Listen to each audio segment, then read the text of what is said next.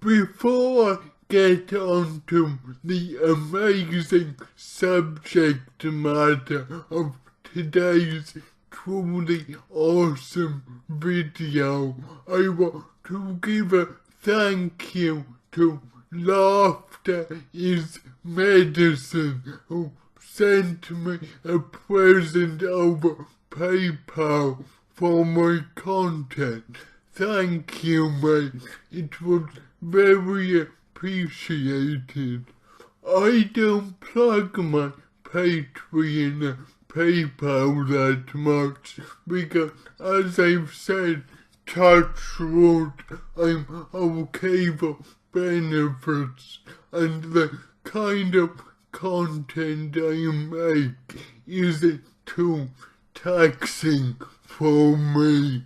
So I feel a bit unreasonable saying, hey, pay me for coming up here and just being me.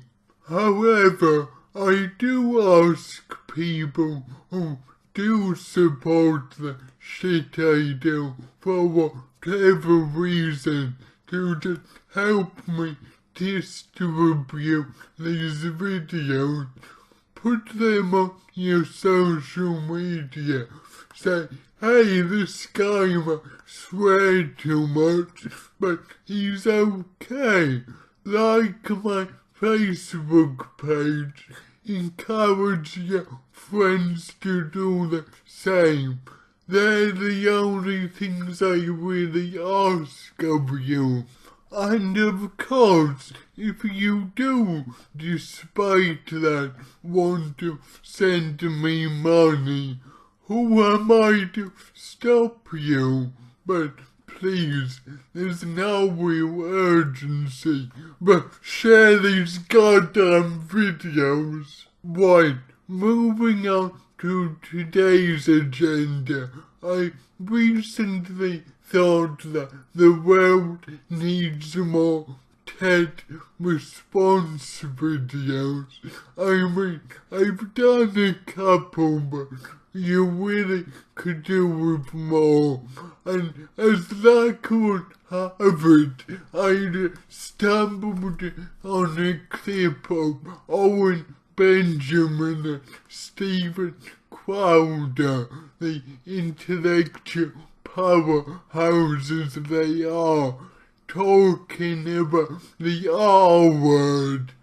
Now, I discussed my view on slurs before, but my general thinking is if a word is used just to dehumanize a group, it should be avoided pretty much at all costs. This is why I come to believe it's no longer okay to use the N-word, even in context. But this is also why I'm a bit confused about the F-word, because as someone living in Wales, I regularly go to my butchers and ask him for a couple of faggots to have with mash and gravy later in the day. You can actually see a comedy routine I did a couple of years ago on requesting that very meat product. Now the R word, you might say, is a tricky one. It does have a very specific and acceptable definition in the field of medicine.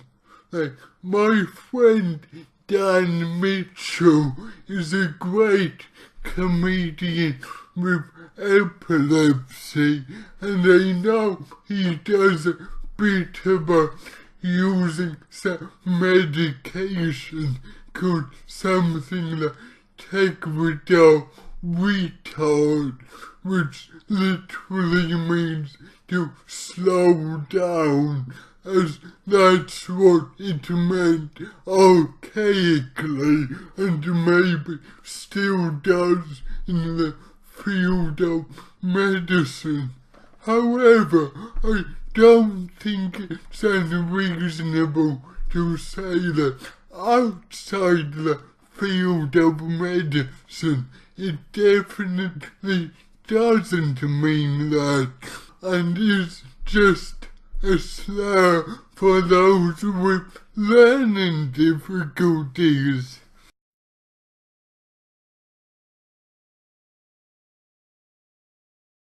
So let's see what our brainiacs Owen and Stephen have to say about that. I never even really touched politics when it was about policies that I know nothing about, but What? All of them? once it became about speech and culture, which is what I'm an expert in, Right. and I realized it was now infringing on my actual career, I'm like, I got to start figuring out who these people are and what they're talking about. Because I was having a conversation with a woman recently about the word retarded. Yeah. And she was like, oh, that's so offensive. And I'm like, Because it is. why? It means underdeveloped. And she's like, you're a moron. I'm like, why don't you bring up that word? That actually is from the eugenics program of the 1920s. A guy named Henry Goddard. It means your IQ from 25 to 50. And she was like, you're an idiot. And I'm like, whoa, funny you bring up that word. I'm like, idiot actually means 0 to 25. Idiots, quote unquote, weren't allowed to vote in California until 2007. Well done, Mr. Benjamin. You managed to research the one bit of history that supports your narrative. So, 4 points there. I can't really argue. No, wait. Yes, I can. Okay, if you look into the etymology of these words, you're absolutely right. They are traditionally terms about people with intellectual impairments. And this is why I think it will probably be a good idea in the long term to phase that out of the lexicon. However, the fact of the matter is, colloquially and vulgarly, these are not terms to refer to those with intellectual impairments, and the R word is. Sorry, that's a fact. If you saw a guy with, say, Down syndrome, and turned around and said, that guy's a moron, people would quite rightly think you're being very offensive and you shouldn't be so judgmental, but they won't think you're directly slurring him. If you turned around and said, that guy's an R-word, people would think you're slurring because you are. And I'm like, retarded was the PC term because those terms were so offensive. But it's no longer the PC term. People learn things and change their minds. Well, you guys don't, but most people do. And I thought that she'd like smile and high five me, but when I saw in her eyes that she didn't want to know anything. Yeah. She was like, no, you're wrong. And I'm like, but you now know I'm not, and it doesn't change your opinion.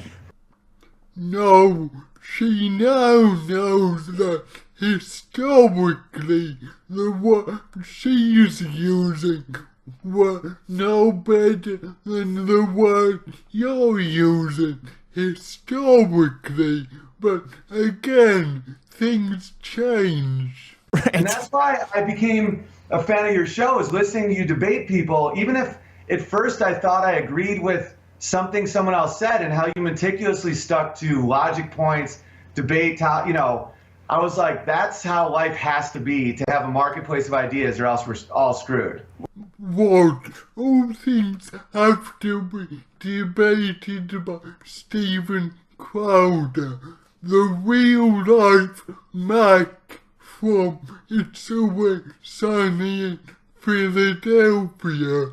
Jesus, that will be tedious. Yeah, well, thank you. That's very, very kind of you to say, but it seems like you're doing a pretty good job yourself. Yeah, we've said mentally retarded on the show, and they'll be like, you know, the one thing they always bring out, right, is and I understand it's a clever debate tactic to preempt their argument, to know what they're going to say. Now, we do that, for example, but we do it in a way where we go, this is their policy, this is what they believe, this is the statistic they'll bring out, you're more likely to be shot if there's a gun in your household, this is why that's false.